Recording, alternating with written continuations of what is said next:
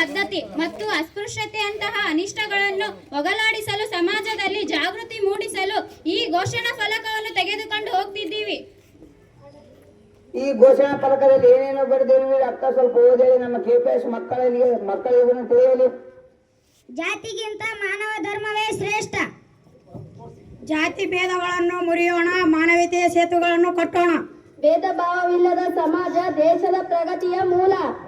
ಎಲ್ಲ ಮಾನವರು ಸಮಾನರು, ಅಸ್ಪೃಶ್ಯತೆ ಮಹಾಪರಾಧ. ಮಾನವೀಯತೆ ನಿಜವಾದ ಧರ್ಮ, ಜಾತಿ ಪದ್ಧತಿ ಸಮಾಜದ ಶಾಪ. ಅಸ್ಪೃಶ್ಯತೆ ಆಚರಣೆ ಶಿಕ್ಷಾರ್ಹ ಅಪರಾಧ. ಭಾರತ ಸಂವಿಧಾನ 17ನೇ ವಿಧಿ. ನಾವು ಭಾರತೀಯರು, ನಾವೆಲ್ಲರೂ ಒಂದೇ.